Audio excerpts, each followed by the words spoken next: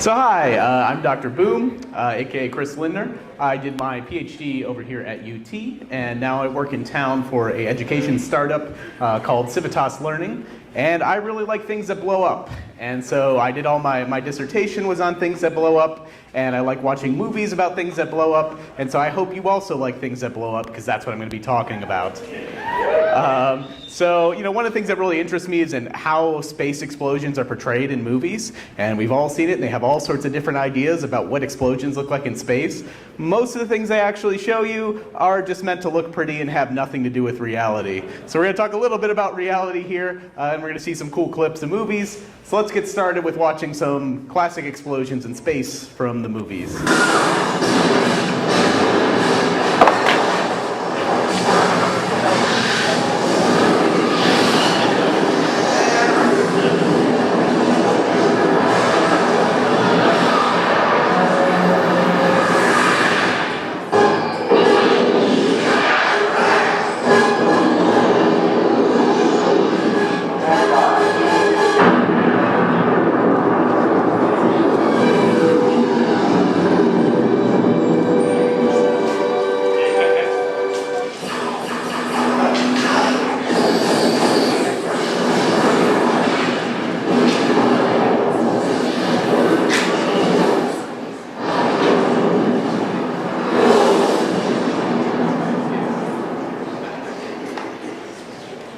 I forgot to warn you, there will be spoilers in this talk, but you can assume if you're watching a movie about space, everything's going to blow up, so it's okay. So let's start with one of the biggest problems with explosions in space in movies. In space, no one can hear you explode, all right? So there's no sound in space. You've heard this before about screaming. It's the same is true about explosion. And the reason for that is there's no air in space, and sound needs air to be transmitted. So how exactly does that work? Well, so what is sound? What is a sound wave? A sound wave is basically just density waves of air. So if you think about, look at that top animation and you think about a guitar string that's smacking against air, what it does is that guitar string, it vibrates back and forth, and when it smacks against the air, it makes a slightly denser region of air. It pushes all the air molecules into the air molecules next to them, then they run into the ones next to them, then they run into the ones next to them, and that gets carried all the way to your ear, it vibrates your ear a bit, and you hear that as sound. Obviously, though, what I said requires there to be air molecules there. Space has a little bit of stuff going on, but it's much less dense than here on Earth, and so that you can't really have these waves of stuff pushing through, open space, like in the middle of our solar system, or in between galaxies, or anything like that. There's just no air there to carry these sound waves, so you won't actually hear anything. Why do they put them in movies? Well, it makes the movies more exciting. Everybody likes sound, but there are some notable exceptions to this. We'll see one a little bit later in the talk. One important thing to note is that electromagnetic waves, you might have heard that light is a wave, but it's not the same as a sound wave. It's an electromagnetic wave, and it doesn't actually require air. And this is great because that way we can see stars that are on the other side of our galaxy, or galaxies on the other side, on the other side of the universe. We can see those because the light still carries through, even though there's no air, there's no medium for that stuff to fall through. All right, next we're going to look at a few more classic movie explosions here.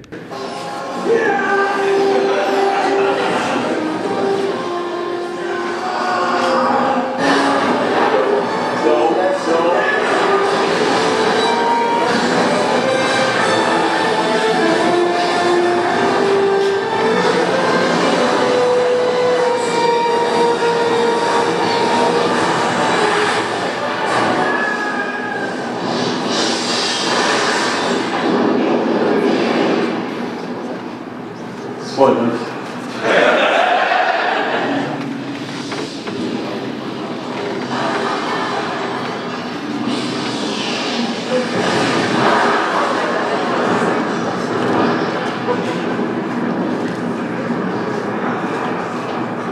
All right. So there, that violated, of course, what we talked about first, that there's sound, but there's also another big problem that we see in a lot of these movies about space, in that all of these explosions look like gigantic fireballs. But if you know one thing about fire, you know that fire needs both fuel and oxygen, all right, to burn. You can't have a fire that burns without having oxygen present.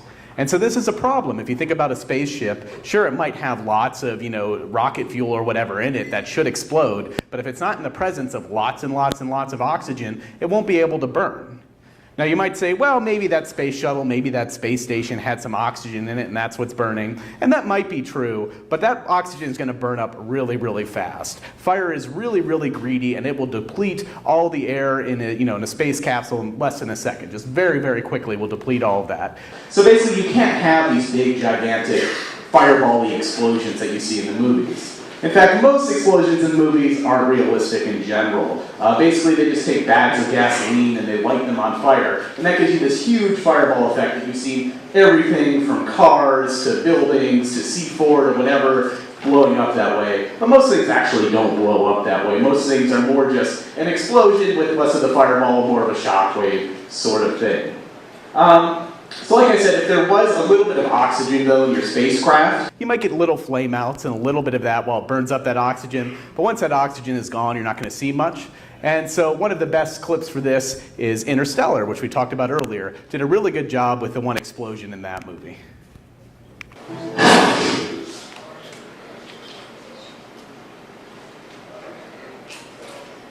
Is that?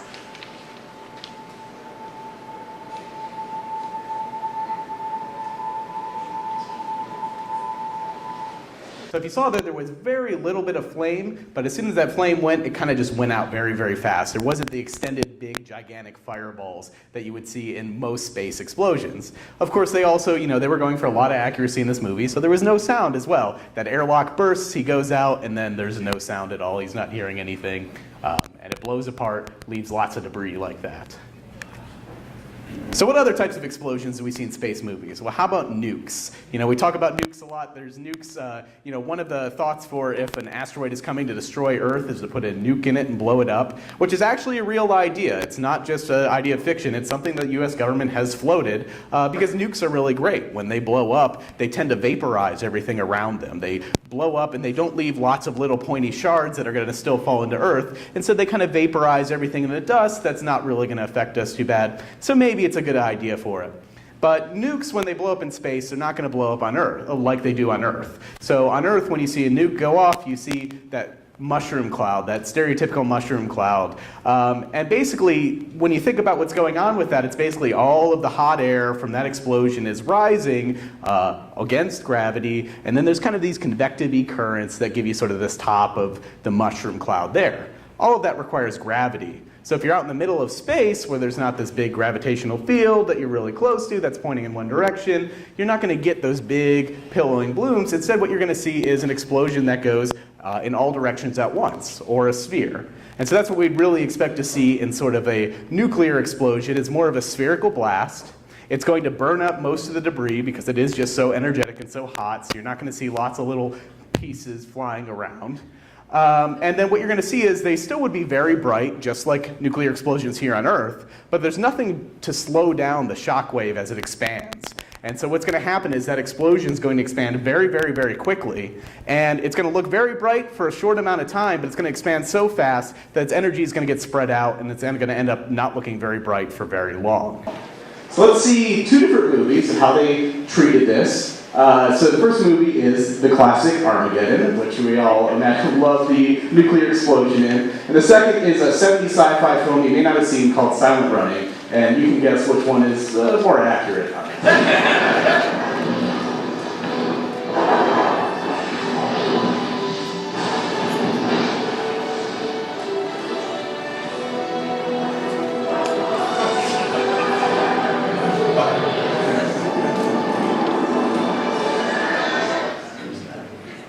All right, compare that to this.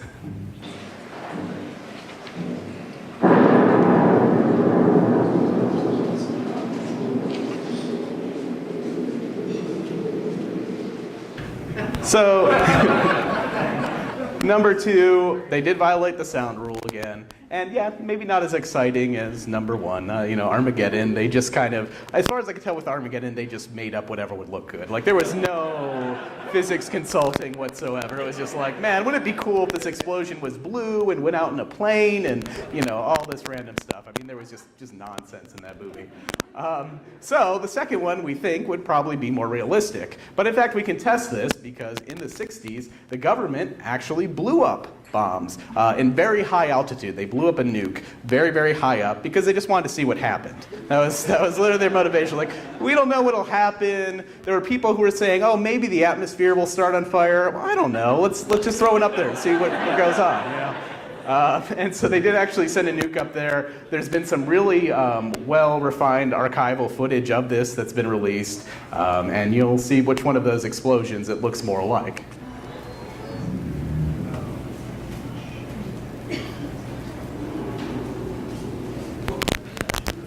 So that other rocket was a testing thing that they were sending up there so it could take measurements of this.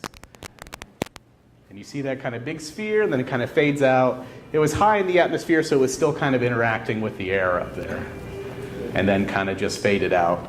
That was actually supposed to be really cool. Like you could see apparently all of the energetic particles that got spewed from that basically interacted with the Earth's magnetic fields and the outer layers of our atmosphere and created lots of beautiful blue and green and red auroras and all that. It also spread radioactive particles all over Earth that we can still detect to this day. So, it was kind of a trade-off there. All right, now to talk about the coolest explosions in space, of course, supernova. So we talked a little bit about that. In the upper right there is a simulation, actually, of a star blowing up. So what's with these stars blowing up? Well, stars like our sun, as you heard earlier today, they're not going to blow up. They're not going to go supernova. They'll kind of expand out and then maybe shut off a few outer layers and then kind of contract, and that's it. That's their life, whatever. But stars that are, say, 7 times the mass of our sun or more, those guys can actually explode at the end of their lives. They'll start to collapse, and that collapse will have lots of energy, and it can cause this big outflow, beautiful explosions that we can see today. And so up top is a simulation of that you saw. Down below there is actually the remnants of one of these explosions that happened in our galaxy. And in fact, supernova are really, really powerful and really, really, really, really, really bright. So bright that we can see them in other galaxies, and we can see them basically as far as we can see in the universe. The furthest things we can see about, there's some things we can see that are slightly further, but supernova, basically. They're so bright they can outshine their own galaxies. All those hundreds of billions of stars in the galaxy, and then you've got this really bright event that's going off, and just for a minute or two, it's outshining that galaxy. And so what you're seeing here is another galaxy, and basically down there you're seeing, oh, there wasn't a star there before, and then boom, there was this bright burst of light that came from it that was this supernova explosion. Supernovae that have happened historically in our galaxy have been visible to the naked eye. If you're in the right spot, you could have seen them. Some of them, being, close to the brightness of the moon. You could even see them like during the day. They'd be really, really, really bright. Luckily / unfortunately, they don't happen too often in our local galaxy, but since they're so bright we can see them all over the universe, we can detect these guys all the time. And they're also super useful since we can see how far, that are super bright, we can see them super far away. And so if we know how bright the explosion was supposed to be, we can figure out how far away something was when a supernova went off near it. So they're really, really useful little guys. They also have a very useful purpose of populating the universe with metals. Basically, stars are the factories that take, if you answer this correctly, they start off, they're mostly made of hydrogen, but then they turn into heavier elements as it goes on. And those heavier elements are kind of everything that you and I and everything we see are made up of. There's some hydrogen in everything, but carbon's really important, and iron's really important, and oxygen's really important, and all these other elements started off in stars, and most of that stuff got out probably through explosions of stars.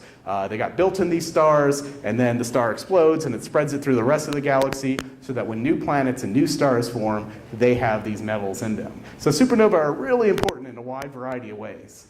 These two pictures here are, again, more supernova remnants. You see that the one in the upper right looks kind of similar to the spherical explosions we were seeing before, but the one in the lower right kind of demonstrates the fact that there is stuff in space. There are clouds of gas and other things, and so what we think happened with that supernova in the lower right is it was interacting with clouds of gas in our galaxy, and basically gave it sort of this asymmetric, kind of crazy, wild shape there. And finally, I'll say that, supernova explosions are the best explosion space has to offer. On the left is this beautiful Tycho Brahe's supernova. On the right here is a remnant of one of these guys, a neutron star, pouring out stuff, giving us some beautiful animations here. And that's all I got to say about exploding stars today.